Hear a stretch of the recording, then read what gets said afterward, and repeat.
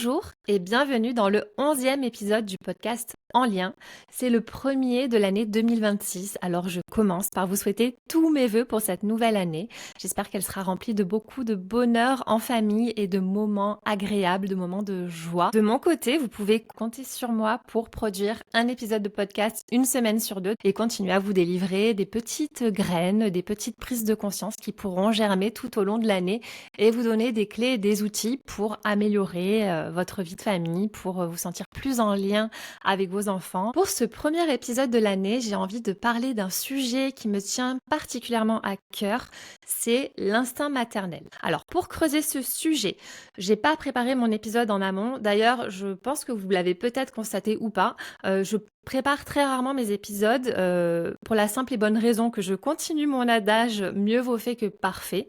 Je m'installe avec mon micro, j'ai un sujet en tête, souvent un sujet que je vous ai proposé aussi en sondage sur Instagram et je déroule. Si je commence à me dire il faut que ce soit préparé, que ce soit peaufiné, que ce soit parfait, je ne le fais jamais. Donc voilà, je délivre souvent les épisodes comme ça me vient.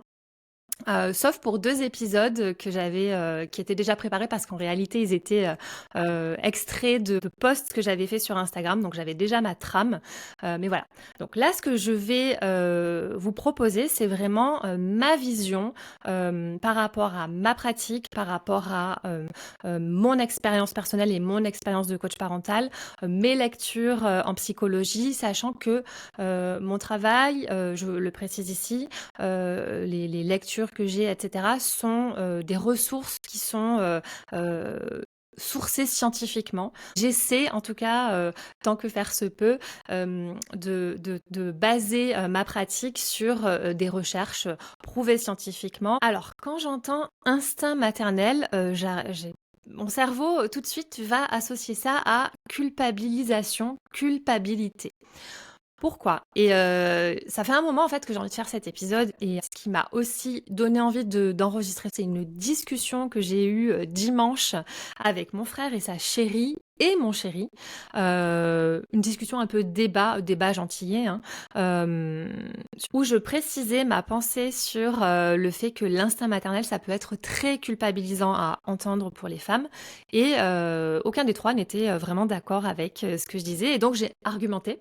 Et bon, ça a ouvert un espace, ça a ouvert peut-être des prises de conscience et j'avais envie de vous les partager aussi ici pour resituer un petit peu ce qu'est l'instinct maternel dans l'imaginaire collectif. Souvent on voit ça comme une femme qui devient maman, qui met au monde un enfant et qui comme ça instinctivement pourrait savoir comment se comporter, comment interagir avec son enfant, comment s'occuper de son enfant, comment répondre aux besoins de son enfant. Ce serait quelque chose d'ancré, qui serait inscrit dans nos gènes, dans notre genre, et qu'on n'aurait pas besoin de nous apprendre ou d'expérimenter pour que ce soit là. Alors, je ne suis absolument pas d'accord avec cette vision des choses. Ce qui me semble beaucoup plus juste, ce serait de parler d'instinct animal.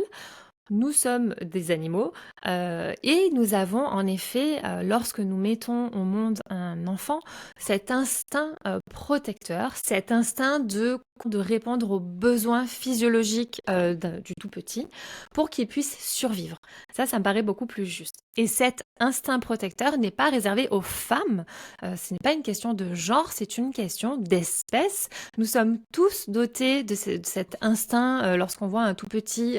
On a tous cette capacité cognitive, émotionnelle et comportementale d'avoir certains gestes pour répondre à ses besoins et qu'ils puissent en effet survivre, vivre. Mais la façon dont on va prendre soin, elle est très acquise, elle n'est pas innée. Elle dépend énormément de ce qu'on a observé chez nos parents, ce qu'on a observé dans la société, ce qui se passe dans la société actuelle, la société occidentale, la société patriarcale dans laquelle on évolue, c'est qu'on on a attendu des femmes qu'elles soient en charge des tout petits, des enfants, de la famille. Donc quand on est une femme, il est important pour être inclus, pour être validé, de représenter la femme qui a l'instinct maternel, la femme qui sait, qui dès qu'elle devient mère, est capable de comprendre son enfant, de répondre à ses besoins, d'être maternante, de correspondre aux normes sociétales. Et ça peut être très, très culpabilisant parce qu'en fonction de ce qu'on a reçu quand on était enfant, de ce qu'on a observé dans le couple parental, de ce qu'on a, les interactions qu'on a pu avoir avec d'autres enfants ou pas, on ne va pas toutes avoir la même façon de se mettre en lien avec nos enfants et d'avoir cette facilité à répondre aux besoins des enfants. Par exemple, moi qui suis issue d'une grande famille où il y a eu très souvent des bébés, des enfants, etc., quand je suis devenue maman, je n'ai eu aucun mal à donner un bain, par exemple. On peut dire parfois que les papas sont gauches, qui savent pas forcément donner un bain, que les mamans sauraient mieux faire. Je suis pas du tout d'accord avec ça. En effet, je me suis pas sentie mal à l'aise à l'idée de donner le bain à mon premier bébé. En revanche, je pense que c'est vraiment lié au fait que j'ai évolué depuis toute petite avec, dans ma sphère familiale, des tout petits bébés, que j'ai vu ma maman faire avec ma sœur, avec mon neveu, qu'il y a toujours eu des enfants autour de moi, que j'ai fait du babysitting, etc. Mais si par exemple on a été enfant unique, si on a eu très peu d'enfants autour de nous, même si on est une femme, on n'aura pas cette facilité. C'est quelque chose qu'on va apprendre au fur et à mesure. Et pour autant, on va attendre de nous qu'on sache faire comme si c'était inné. Je trouve ça très très culpabilisant et c'est là que peuvent se créer chez certaines femmes un sentiment d'inaptitude, un sentiment de ne pas être une bonne mère, un sentiment de ne pas savoir faire et que peut se creuser un fossé dès le départ avec l'enfant parce qu'on a l'impression qu'on n'est pas à la hauteur, qu'on ne correspond pas à ce qu'une mère devrait faire pour son enfant. Et ça peut être très renforcé aussi par le regard du partenaire. Un partenaire qui lui aussi a évolué dans cette société où on lui a dit, où il a observé que ce sont les femmes qui savent, que ce sont les femmes qui sont en capacité, que c'est inné pour elles de savoir s'occuper d'un enfant et qui, si leurs compagnes n'ont pas cette facilité, vont peut-être, même sans méchanceté, hein, avoir un fond de jugement. Ok, est-ce que ma femme a l'instinct maternel? Est-ce que ma femme va savoir s'occuper de notre enfant? Est-ce que ma femme sera une bonne mère? Et ça, sans le parler, quand on est en couple, on va le ressentir, hein. On va nous-mêmes, en tant que femmes, se juger parce que on ne sait pas faire comme les autres femmes. Pourquoi ce n'est pas inné chez nous? On peut se dire qu'il y a quelque chose qui tourne pas rond, hein, qui va pas chez nous. Et puis, on va sentir chez notre partenaire, même s'il ne prononce pas les mots, que par le regard, par les attentes non dites, qu'on ne fonctionne pas tout à fait correctement et qu'on ne correspond pas à ces attentes. Et ça peut aussi creuser un fossé dans le couple et des non-dits, des jugements, du ressentiment qui est basé sur une fausse croyance, la croyance que l'instinct maternel existe. Peut-être que vous l'avez déjà dit entre copines ou que vous l'avez déjà entendu. Moi, en tout cas, j'ai fait partie de ces personnes qui l'ont déjà dit avant de travailler sur tout ça, voilà, d'évoluer, d'avoir pris conscience de beaucoup de choses. Ouais, mais elle n'a pas l'instinct maternel. Un peu en mode jugement. Non, mais t'as vu comment elle fait avec ses enfants? Elle n'a pas du tout l'instinct maternel. C'est quelque chose que j'ai pu prononcer, que j'ai pu entendre aussi dans ma famille, que j'ai pu entendre aussi chez mes copines. Et je trouve ça maintenant, avec le recul, tout à fait normal, entre guillemets, parce qu'on est tous et toutes bercés à ces fausses croyances que ce sont les mères qui doivent porter la famille, qui savent, qui c'est inné parce qu'elles sont des mères. Mais je trouve important de vous apporter cette lecture-là et de vous permettre aussi de faire ce pas de côté pour que si vous avez des copines, des amies, des sœurs, des cousines qui se sentent en difficulté à la naissance de leur enfant, avoir ce regard bienveillant et cette main sur l'épaule plutôt que ce poignard dans le dos, j'ai envie de dire pour imager, de dire en fait, si tu n'y arrives pas, c'est parce que tu vas apprendre. Moi, j'ai appris aussi et j'en reviens à ma propre expérience, c'est que pour moi, c'était facile de prodiguer les soins physiologiques. En revanche, j'avais une énorme difficulté sur les besoins émotionnels. J'étais complètement submergée par mes émotions. et les émotions de mon bébé. J'ai eu à la naissance de mon premier enfant, comme beaucoup d'entre nous, un bébé qui a énormément pleuré. À l'époque, on parlait beaucoup de coliques, cette terrible phase où dans les 3 premiers mois, c'était pleurs jour et nuit, des nuits très, très courtes, un allaitement très compliqué. Donc c'est pareil, quand on dit que c'est inné, alors moi l'allaitement, j'ai galéré comme une folle. J'ai beaucoup culpabilisé aussi parce que je m'étais préparée, j'avais lu un livre, j'avais la pommade qu'il fallait, vous savez, la Equicastor, je sais pas si vous connaissez, je sais pas si ça s'appelle encore comme ça à l'époque, mais c'est, je crois que c'est l'Asino, et j'ai pas du tout réussi à allaiter mon bébé comme il fallait. Pourquoi? Déjà parce que dans ma famille, personne n'avait allaité, donc j'avais pas ce modèle-là. Et parce qu'en réalité, c'est pas inné, c'est un apprentissage. On a besoin d'être accompagné pour devenir parent, qu'on soit un homme ou une femme. On a besoin d'expérimenter, de s'entraîner, de reproduire les gestes jour après jour, d'apprendre à connaître notre bébé pour devenir expert, pour devenir parent. Notre bébé n'est pas livré avec un mode d'emploi, ça s'apprend. Et l'instinct parental, c'est de l'ordre de l'acquis, pas de l'inné. Vous comprendrez maintenant que je n'ai plus du tout envie de parler d'instinct. C'est un argument que j'entends souvent quand on parle d'instinct maternel, quand on est convaincu que l'instinct maternel existe. C'est, mais la maman a un lien particulier avec son bébé parce qu'elle a porté pendant 9 mois. Alors, en effet, in utero, le bébé ressent et un lien se tisse tout au long de la grossesse, mais ça n'a rien à voir avec l'instinct maternel. Ce sont deux choses différentes. Le lien qui se crée in utero ne nous dote pas d'un super pouvoir de compréhension envers notre bébé. La preuve, on ne serait pas tant de femmes en difficulté face aux pleurs de nos enfants, à faire des dépressions postpartum, à avoir des baby blues plus ou moins longs, à avoir des difficultés pour la mise en place de l'allaitement, si c'était inné. Ce lien in utero, il dit quoi? Il dit que le bébé arrive au monde avec une certaine mémoire sensorielle, une familiarité avec sa mère, puisqu'il a entendu sa voix, mais aussi avec tout l'environnement de la maman, puisque s'il y a eu des frères et sœurs, il a entendu la voix des frères et sœurs. Si la maman est en couple, il aura entendu la voix du ou de la partenaire, les grands-parents, les aboiements du chien s'il y a eu un chien. Donc il y a déjà une certaine base relationnelle qui est en place et qui va continuer à se construire dans les interactions après la naissance. Ces interactions, souvent, elles sont sociétalement, encore une fois, parlant, beaucoup installées avec la maman.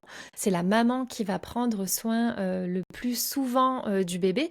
Donc, elle va devenir la figure d'attachement principale et donc elle va aussi devenir experte dans la relation à son bébé puisque ce sera elle qui aura passé le plus de temps avec son bébé. Elle va savoir au fur et à mesure développer son sens, son intuition vis-à-vis des comportements, des besoins, des émotions de son enfant petit à petit parce qu'elle aura appris à décoder en passant beaucoup de temps avec lui.